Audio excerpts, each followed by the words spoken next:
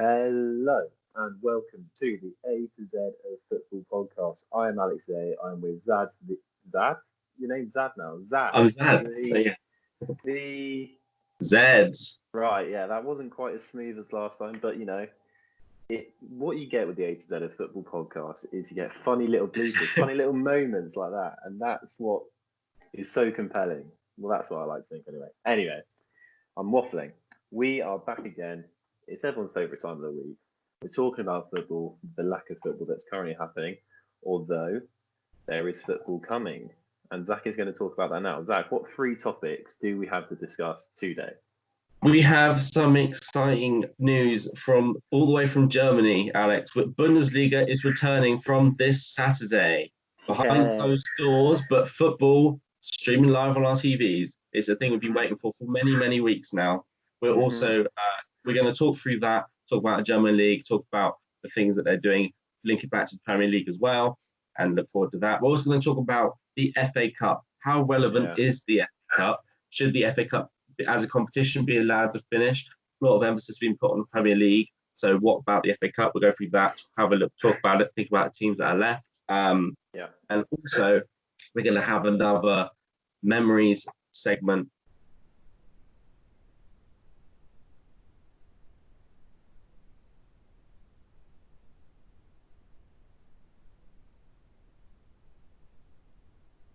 Right. Okay. It's an important thing. Okay. Let's get this underway. Let's get this started. Very exciting news.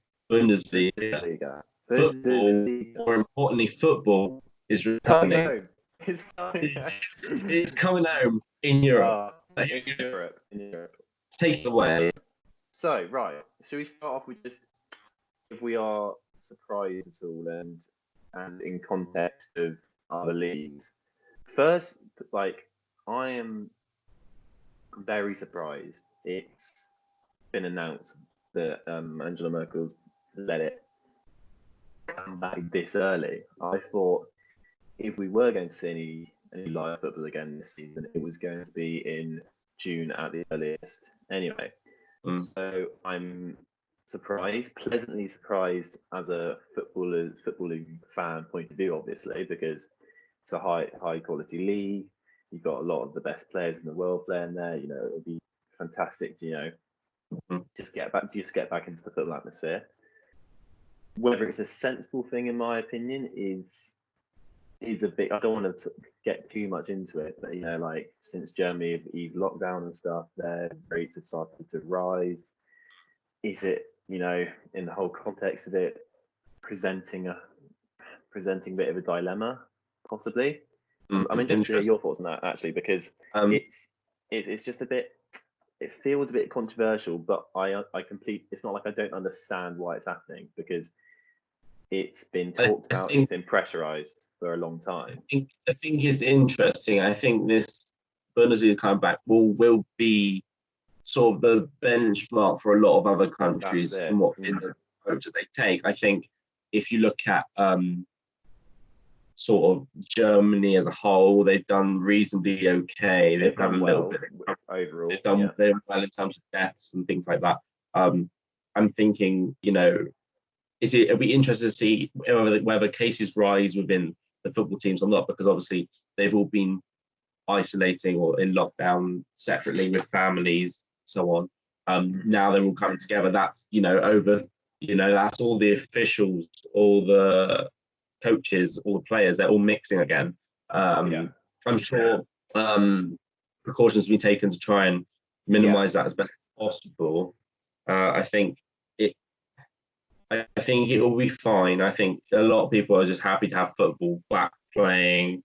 I think there's no chance precautions wouldn't have been taken, and I think we can sort of look forward to it, knowing that the safety's been put first, because that ultimately is what's going to happen in this pandemic. Safety is always going to take priority over anything else. But I'm interested, Alex, what do you think of obviously football coming back and everything?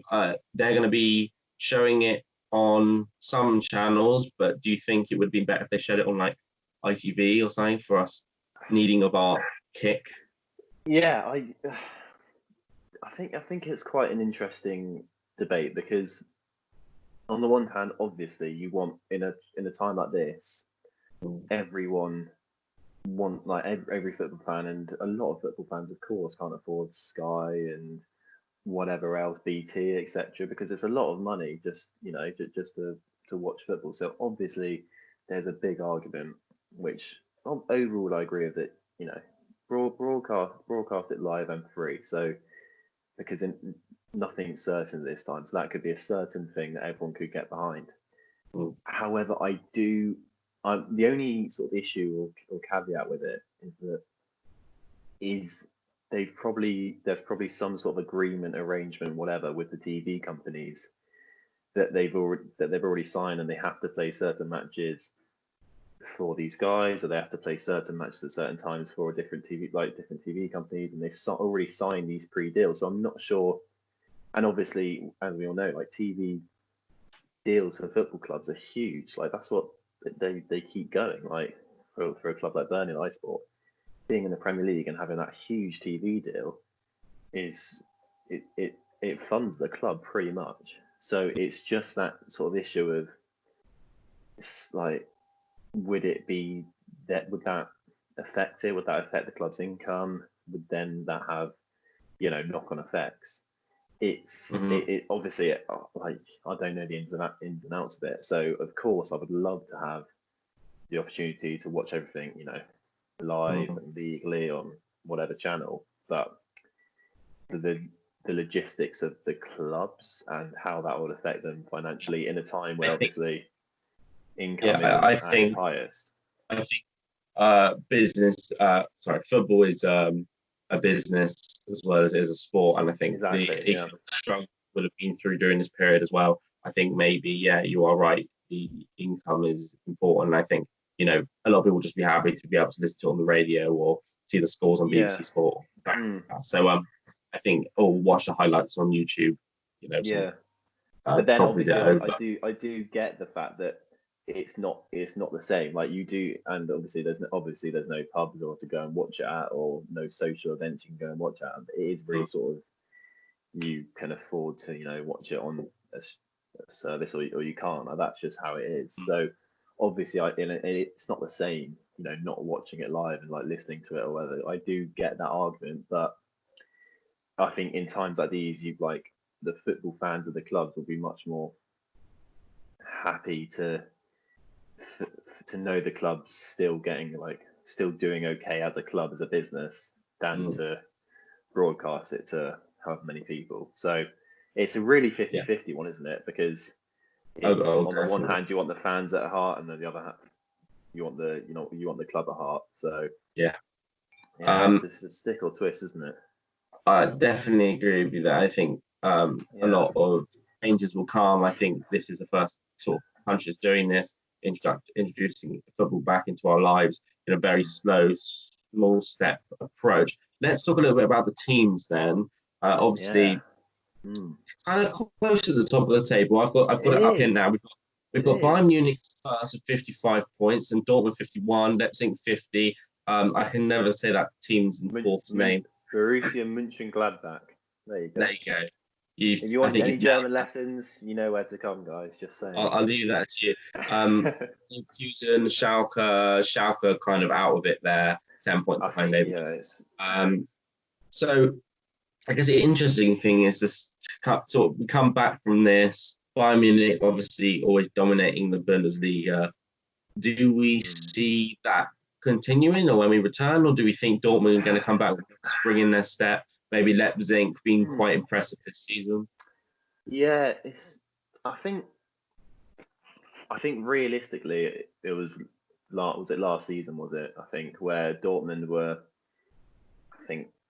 7 points clear at one stage. I want to say 9 points clear at one stage, and like for lack of a better phrase, they bolted it really. And I just felt like once that was their main chance, and Bayern aren't the type of club to let them have two cracks at whip, so to speak. And I'm not surprised that they're back there because they're the hallmark. Like they're the club of Germany, and they have been for the last 9, 10 years. They've won it consecutively for 9, 10 years. So they're not the type of team to let up and let people like boss them around. I do think Dortmund. I mean, Dortmund had a phenomenal, like made some phenomenal signings. I just want to say, you know, like they signed Hazard, Brandt, Hummels, obviously Haaland. They kept Sancho, so Dortmund are such an exciting team, and I do think they have a chance because they're only 4 points off. That's only a couple games here and there, and very true, very true. And I believe they still have to play them, so that could obviously affect. I guess it's quite funny, isn't it? It's quite a funny conversation to have, really, because obviously it's the only league that's actually coming back yet. And in a normal conversation, we'd be going, well, Dortmund aren't in the Champions League anymore, meaning they could probably focus more on the league. Of course. Yeah.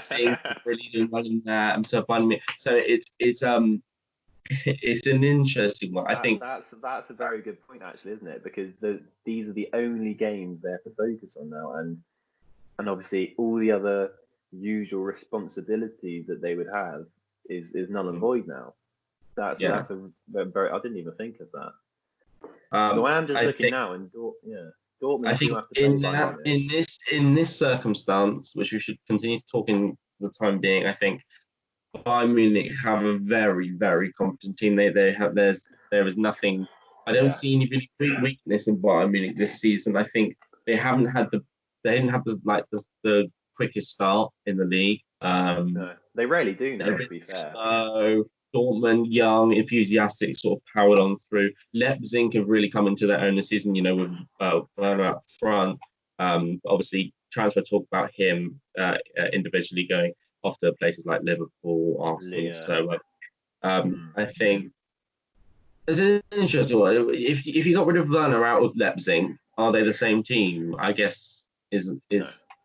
But then you can make the same argument for Bayern Munich and Lewandowski. You know, like Lewandowski this season, like I'm amazed at how he manages to keep it going. He's been in the Bundesliga now, I think, for about 8 years. I think he joined Dortmund in 2012 or 2011. I might have got that completely wrong, but I think it's around that time. And consistently, he's been banging in goals. And he took the step from Dortmund to Bayern, and he's done it season after season after season.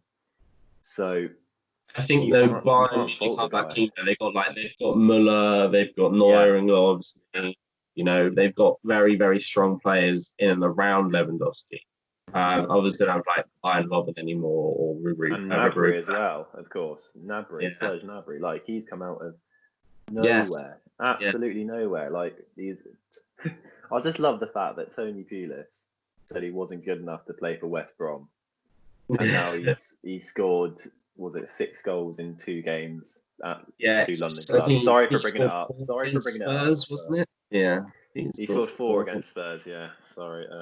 You know, hey, you know, he's obviously a decent player. I'm sleeping a little better now. But... yeah, it was a long time ago. Look, I think as me and you have both discussed, like I'm a big Dortmund fan. I like what they do. I like where they go with their squads. I would really love them to win. However, the thing is, obviously, Dortmund have this. It's the same for all German clubs. The atmospheres and the fans of German clubs they're mental. They're crazy. With no atmosphere and just an empty stadium, huge empty stadium, and like not having the backing of 80,000 people every week, is that going to play a part? Very, very possibly. They adapt to it? Who knows? I think it definitely could, and I think it is. I think that's why a lot of relegation sides in the Premier League are taking that argument of season to be scrapped because there's no fan atmosphere.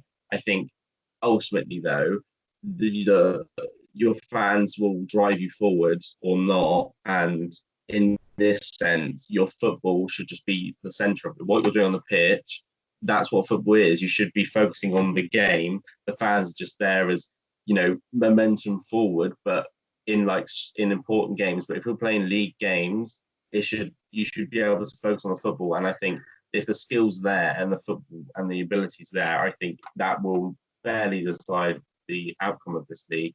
I think what I would say is I think all those top four teams definitely are in with a shout, depending how they come back. I think what we need to talk about now, though, is sort of where do we see?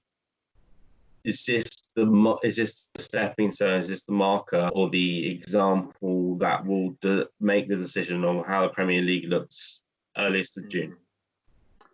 Yeah, and that's obviously it's a huge question that we can only give opinions on. We do not have the information that the people at the top have to make these decisions, so we can't really comment without comment on a scientific level on this. I think, look, every fan will want the Premier League to return as long as they know categorically it's safe. In Germany, obviously, they've made that call and they've put down the marker and said, yeah, we can pretty well. They are, by getting it back, guaranteeing that the footballers and the clubs and everyone around to make it a live broadcast event, they're guaranteeing that that's going to be safe. How that's going to happen, I don't know, but it's clear that that's what they're saying. That's what their intent is.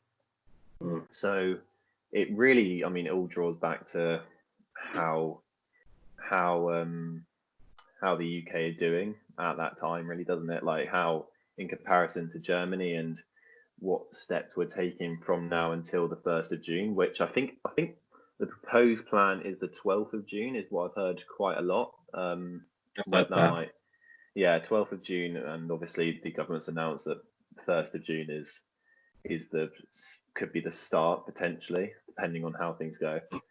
I think, look, obviously, it's what it's what the clubs want. I think it's good that the Premier League came out and said that they want to do home and away ties now instead of neutral venues, which I think is quite interesting.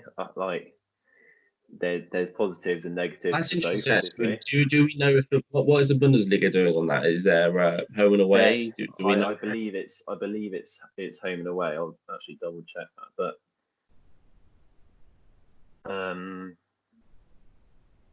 look, like it'll be lovely to see some football again. I would just do not want it to. I don't want the Premier League just to do it because another league's doing it. I want them to do it as long as they can categorically say with 100% certainty all the footballers are going to be safe, all the people around the ground are going to be safe. Because obviously, I think it takes 230 people around that mark, with like everyone combined, 230 people to broadcast a match live. So obviously that goes from the players to the referees to cameramen, commentators, etc. Like that's a lot of people. And of course, if anyone said, "Oh, we're going to get 230 people in a confined area," well, not that confined, but you know what I mean, in a stadium, people say, "Well, no, that's rubbish." At this point, so I think it's the Bundesliga. If they're categorically saying it's safe, which they are, have gone the right way about it. And if the Premier League can follow, and if UK can follow in terms of the rate of deaths and cases, like going on a downward trajectory, then I think it's definitely the right steps to be taking. What are your thoughts? Yeah. I think I agree with you there, mate. I would say I think the main thing we need to be focusing on now is the fact that we've got a little bit of football back in our lives. Obviously, this podcast is to fill that void while we keep going. And I think it's exciting to see football come back in our lives. I think it's exciting to see where German football go. I think a lot of people get more invested in other leagues during this time. I think this is a sort of an experiment, I suppose, with the German league. They're going, we'll see if it works, we'll see if it won't. If it doesn't, then the Premier League will have to do something different. If it does, then the Premier League can use this as a model to push the plans forward. Obviously, government saying not till June at the earliest, but that's not actually that far away in retrospect of weeks. So I think the Bundesliga and Germany have done things right. I think we'll just it's a matter of wait to see if it works, if cases increase sort of in the football industry in terms of players catching it or things like that. I think then maybe breaks need to be put on and other questions need to come up. But I think that's just hypothetical. I think if we leave it to see what happens on Saturday, see how we go, and just enjoy the football that we have for now. Exactly. And just to quickly finish as well, what we were just saying, they are doing home and away matches. I just found out. So, you know, as you say, it remains to be seen. It's all a learning curve at the moment, and Bundesliga are the first league to take us on that learning curve to how other leagues can do it, if they will or not. You know, so it's going to be interesting. But as you say, look, we can only take each game as it comes. So you've just got to enjoy what we have whilst we know it's going to happen. If you see what I mean. A lot of what ifs there. I think we need to look forward to what we've done. In relevance to what ifs, let's talk about the FA Cup, Alex. What do you think is going to happen there? What do you want to see the FA Cup finish this season? Look, again, it's along this trend of the Premier League. It all depends what happens with other competitions. I think realistically, you've got to, obviously, if football's going to continue, you've got to put the Premier League first and foremost. I think that's a given. Then you've got to put in first the Champions League. I think that those two, you can't deny that they should come before it. And then it's a matter of whether the FA Cup could have time to complete. My instincts say no, unfortunately. I think, look, I think what's been great about the FA Cup in recent years, I think, is that I'd want to say 3 or 4 years ago, there was a big debate about whether the FA Cup has really lost its spark, its magic. You know, FA Cup magic. We all talk about it. And about 3 or 4 years ago, that was the question that was talked about a lot. Is the FA Cup a pointless competition? You know, is the magic gone? Because obviously I remember my dad telling me stories of FA Cup third round when he was a boy. Like, that was just like one of the best days of the year, like, because who knows what's going to happen. Now the FA Cup third round, or, you know, a few years ago, maybe the FA Cup third round, wasn't really in high regard. I think the Klopp, I think Guardiola, I think Pochettino did a fantastic job at sort of hauling the FA Cup back. They clearly came to England. They really wanted. They clearly respected the FA Cup. They wanted it to succeed. They wanted their teams to succeed in it. So, and I think they've done a fantastic job of reminding everyone what it is. And I think in the past 3 or 4 years, I think everyone started to respect it again as a competition. But it still has that, you know, sort of air of, in this situation, it's very much at the back of everyone's minds. I think no one's.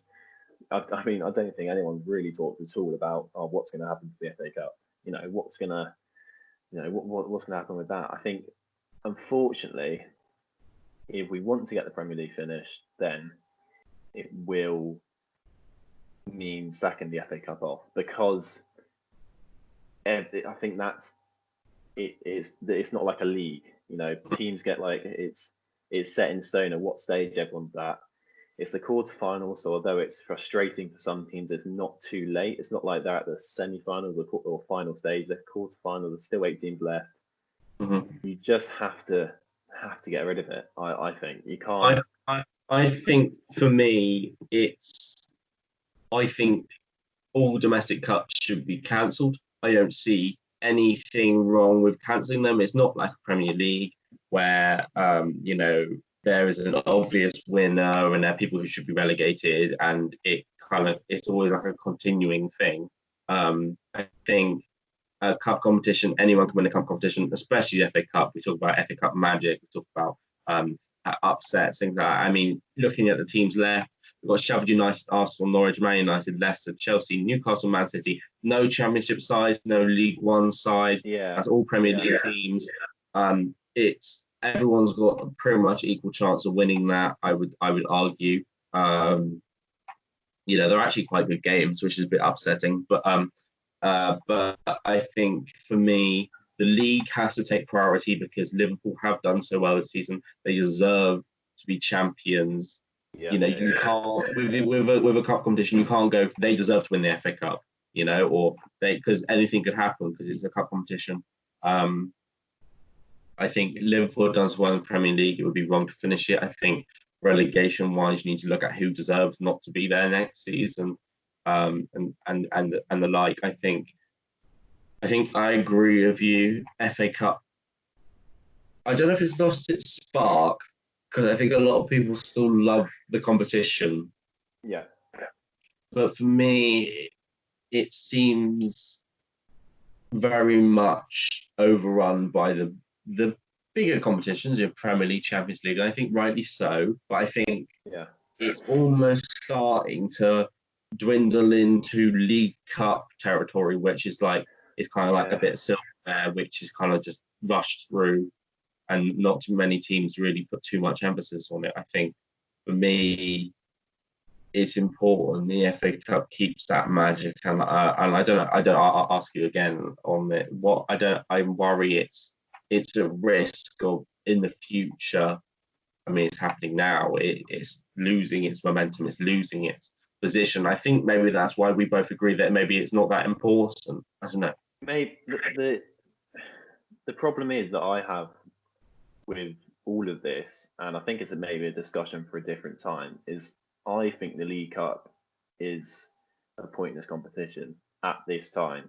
I think it's been great to certain clubs, and I think it's had its part in history. But if you were to, firstly, if you were to compare the two, and said you had to lose one, of course you'd lose the League Cup. I mean, I think that's a given for most fans. Managers are always complaining about fixture congestion. The League Cup's a big part of that. Like you've got replays, you've got semi-finals, you play 2 legs, etc. It's it's a bit of a minefield in that respect. Then if you do get rid of the League Cup, then obviously it opens up a door for the one club competition to return as so the FA Cup to return as the one club competition for all leagues. And I personally think that's the way to go forward and keep the spark of it, because it could be a lower league team's one chance to be to get to where they want to be, or to and I think that's what would make it more exciting, and the fact that you only have that one. Obviously, I'm sure there are so many different things that I could say about the League Cup, which would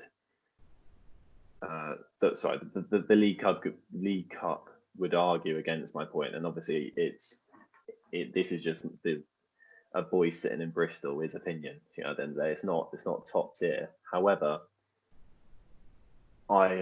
you're right. Look, I think it has slowly started to lose its importance, relevance, which is maybe harsh words to say, but possibly true.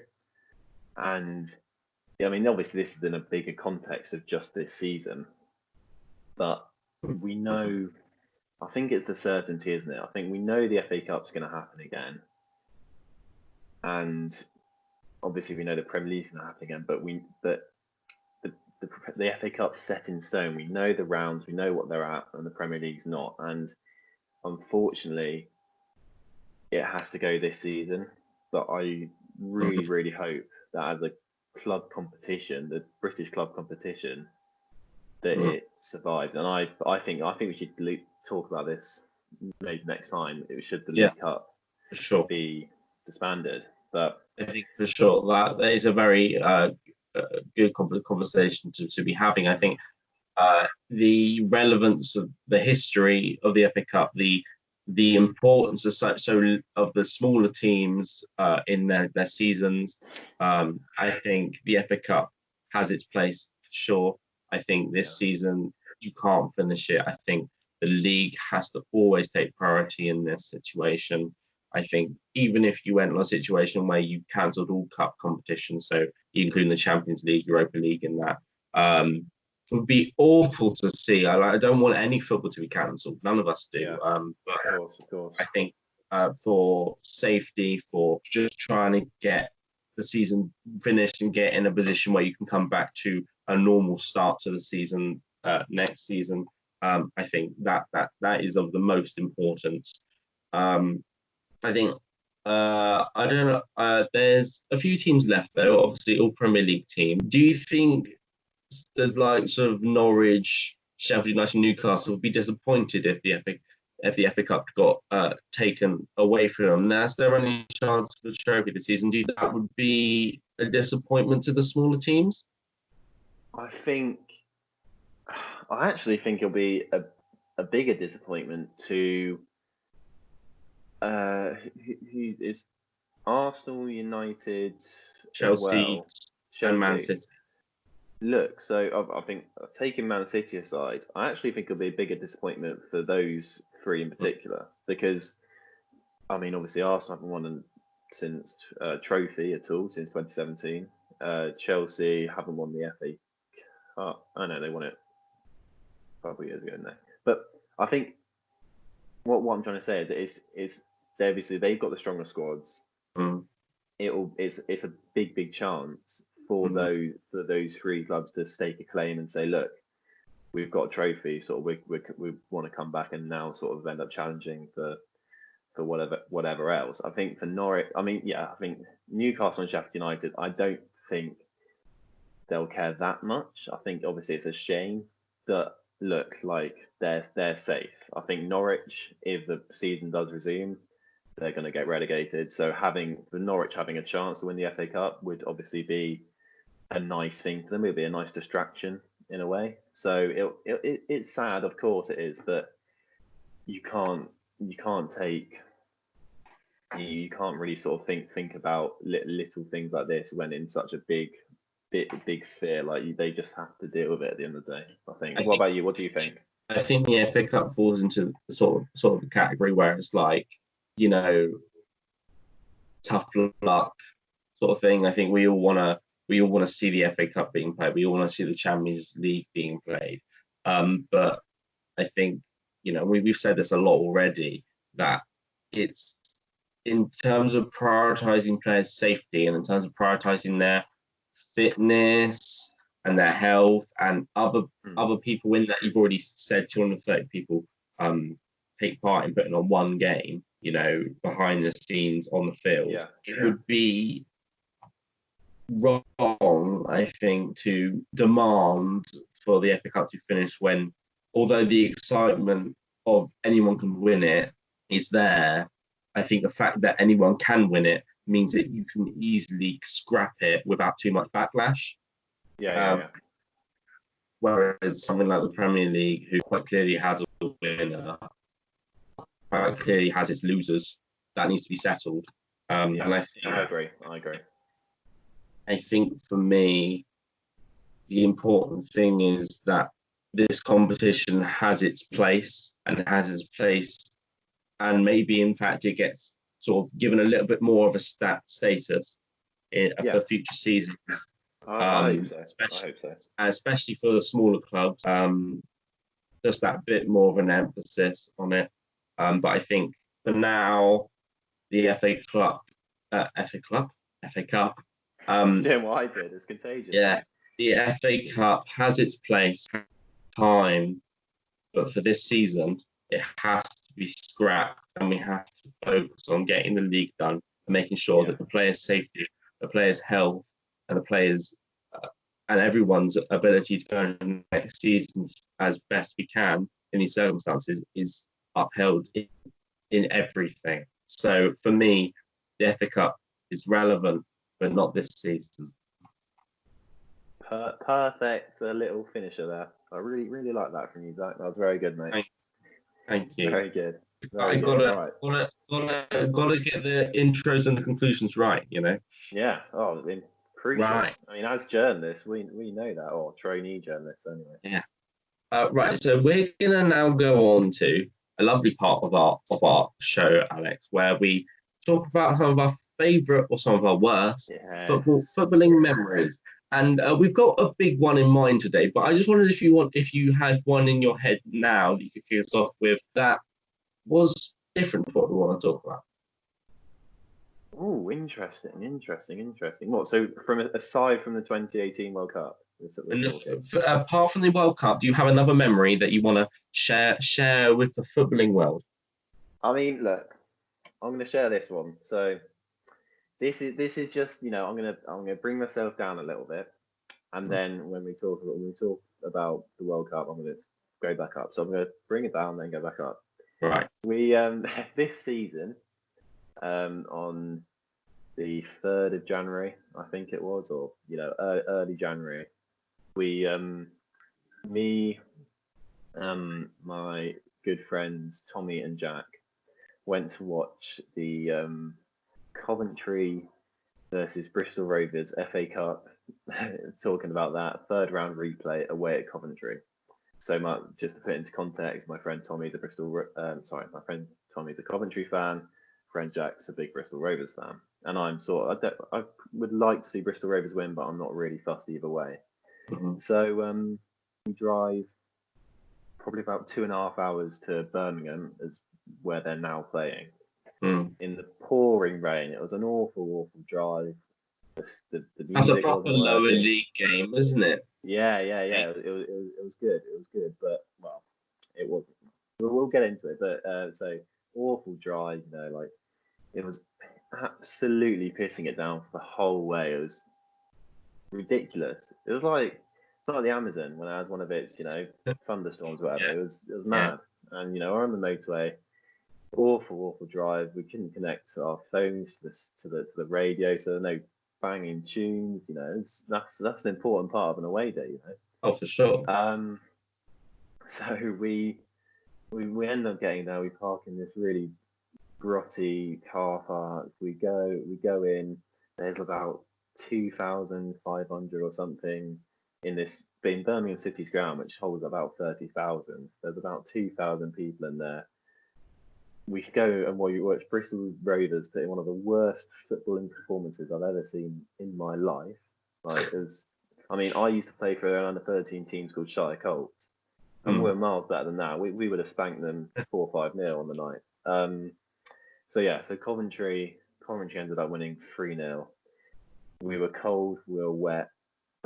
Then we drove home, and then we got back about, I don't know, 1 o'clock in the morning, because it was a replay. So it was dark. It was Tuesday night, and it just didn't quite live up to what I was hoping. But you take the highs with the lows, don't you?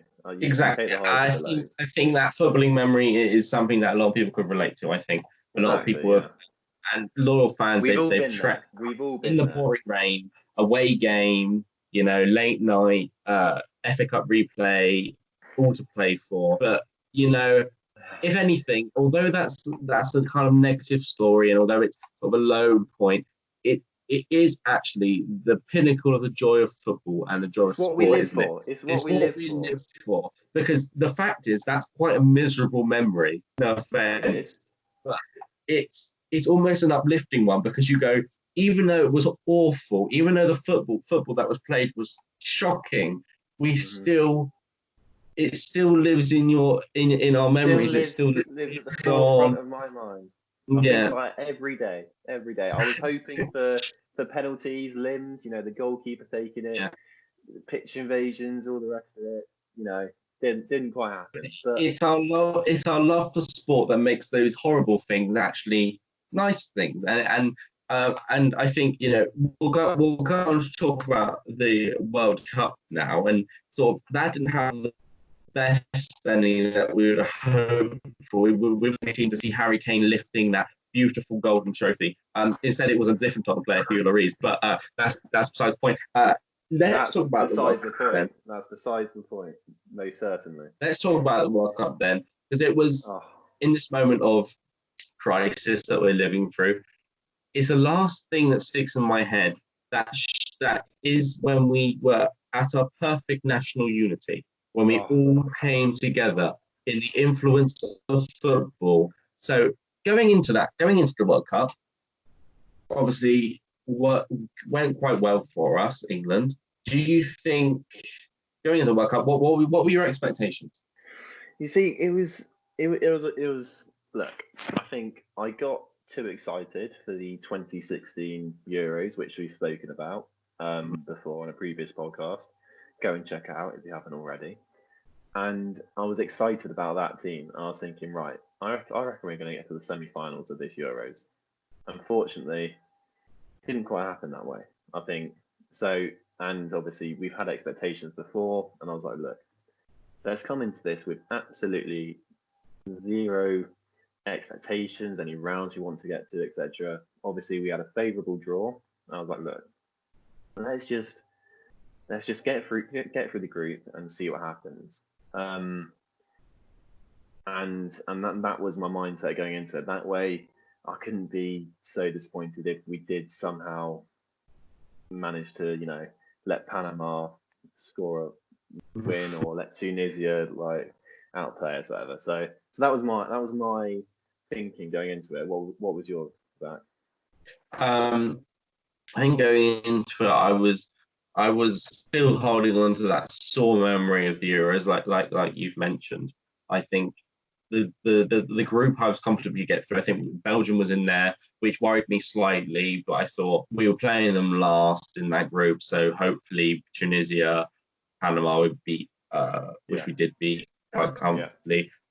Tunisia was an interesting game because obviously the first England game of that World Cup, one That was all until the sort of last minute or so, and we're all sat there going, "Oh, here we go, typical yeah. England doing Honestly, it I again."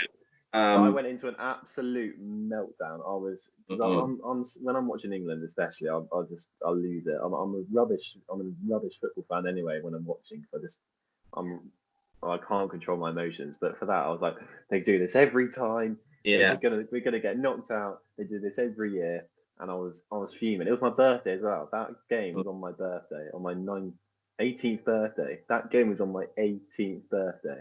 So you Mental. imagine how crucial that is. Like, it's a big day in my life. It's a big day in my life. But anyway, the limbs when Harry Kane scored that cheeky header. After that game, I was like, yeah, okay, we're going to get through now because I saw how Belgium beat Panama. Mm. And then go on, then talk us through your so both the opening two games from your So, perspective. my perspective, I shared the same sort of feelings with you. Tunisia, um, when the team came out, I was like, this is a young team. This is a strong looking Mhm. side. Confident by it. Thought we were going with a 3-5-2 formation, which you sort of followed throughout the competition. And not a typical England formation. But I thought, you know what, Southgate sort of first major competition. Let's roll with it. Tunisia was going.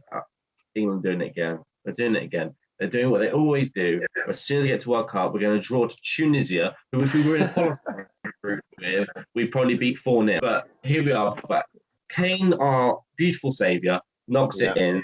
yeah. Lovely job to move on. Panama, I'm not worried about that at all. We thrash them 6-1. And I'm watching them. They're going, England are ferocious. There is the Mm. corners.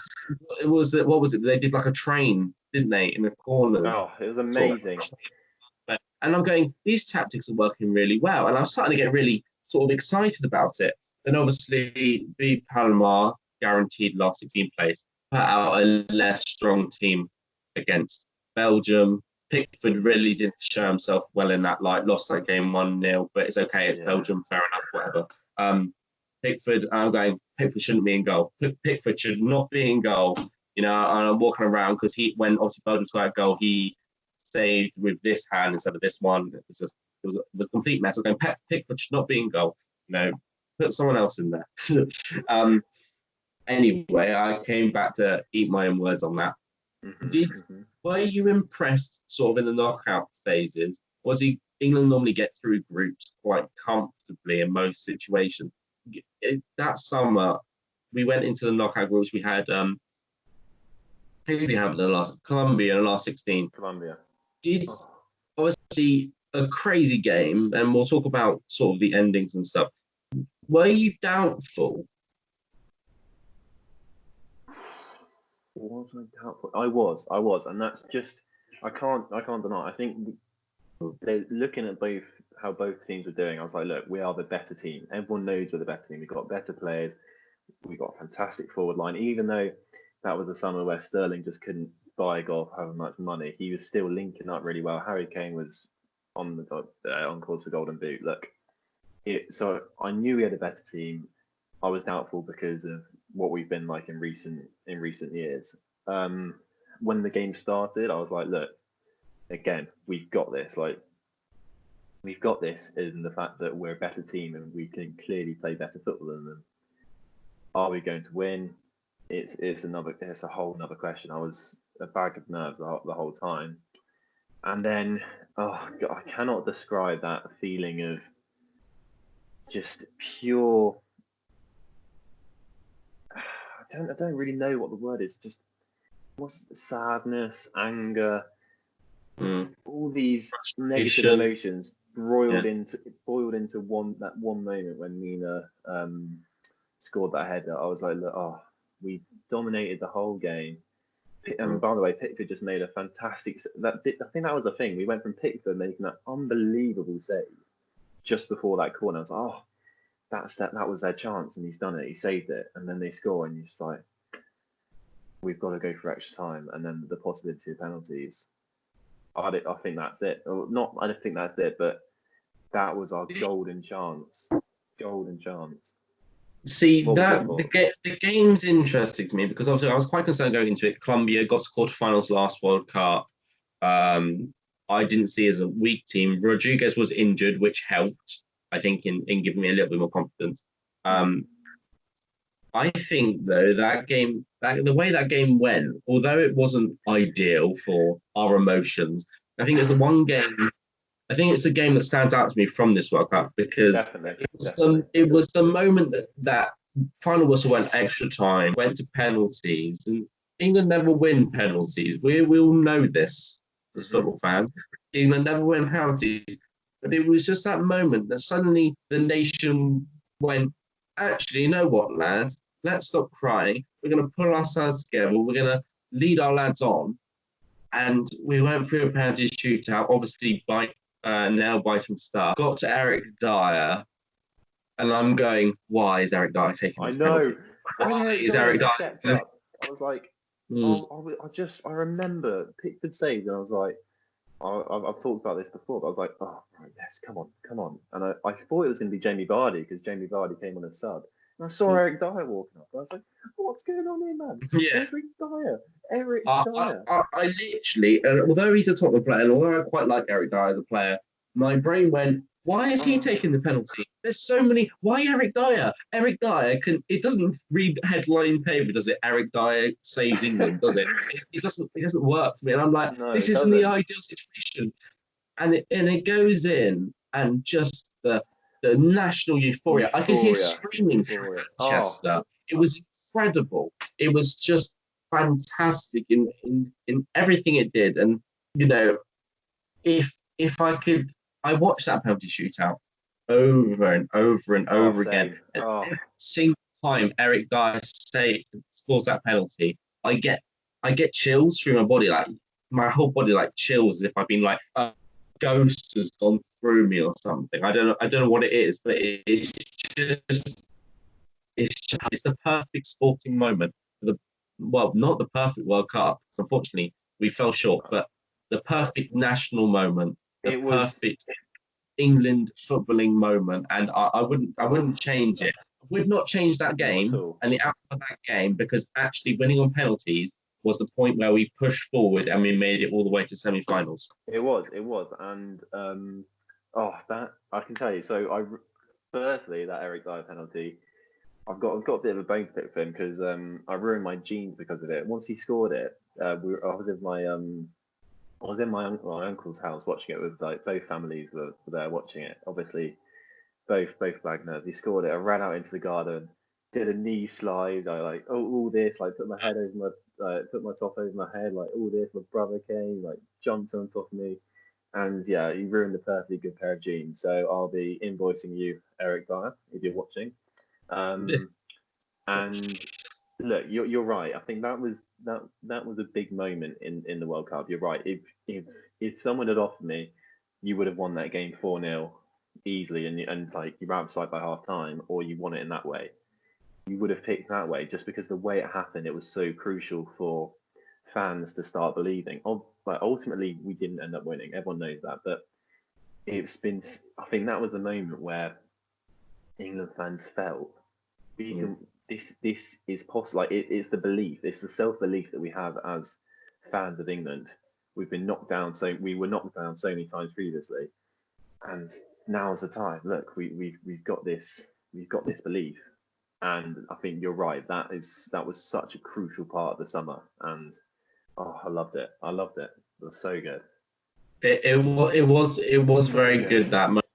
The coming together of national unity. I mean, you can't beat it when it comes to football. It hasn't ever happened that often in England's sort of history of football, but at this moment, it suddenly was revived. We'd had so many years of hardship. The golden generation hadn't worked, and all this. It was suddenly revived, and we were pushing on. Sweden, we got past. My opinion of Pickford changed like that. Yeah, brilliant, Uh, brilliant.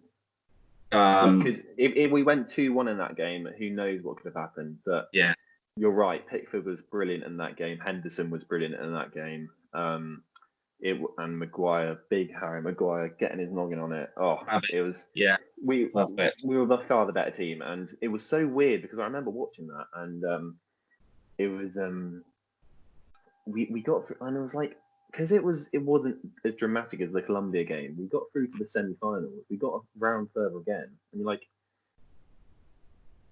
I should be feeling like overcome with emotion, which I was obviously. I was really happy, but because it wasn't as dramatic, and we actually Yeah, ended up winning in the end quite comfortably, it yeah. all sort of felt like, oh, we're through to the semi-finals. Like, but it's almost like we expected that at the start, Yeah, which is, I think yeah. we wouldn't have, you know, Mhm.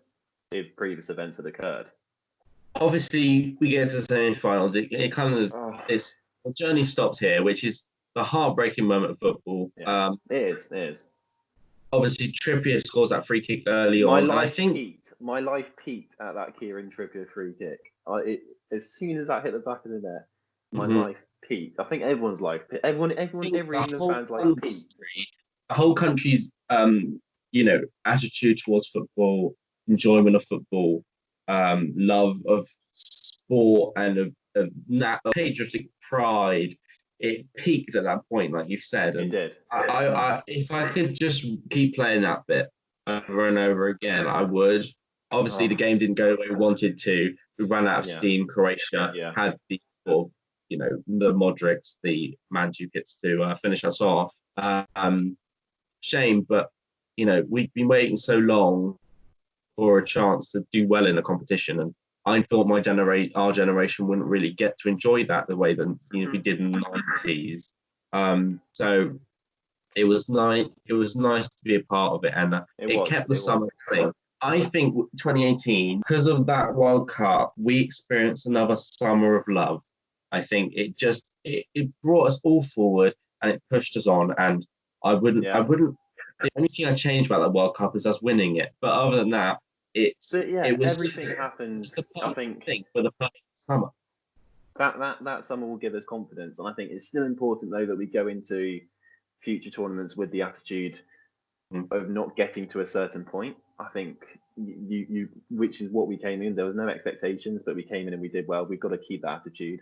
And as you said, look, it was a fantastic. I mean, it's really not like it's just a feel good, isn't it? It's a feel good. Like from most of it, obviously, it doesn't end the way we wanted, but Mm. through most of it, it's a feel good factor, and that's what's nice, and that's what keeps you going through these times of uncertainty, especially.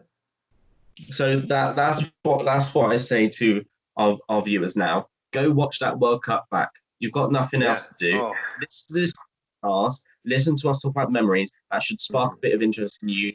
Go rewatch it back. Go watch Harry Kane score all those goals. It was just the perfect point of national unity. And take a little bit of that now, and we can apply it to where we are in the world at the Exactly. moment, There we and go. all will be okay. Oh, I think that concludes, doesn't it? That was a very good hour long pod. I think that worked perfectly. I enjoyed that a lot. Enjoyed that immensely. Perfect. Right. I've somehow just switched my camera around. There we go. Right. So I think that concludes it.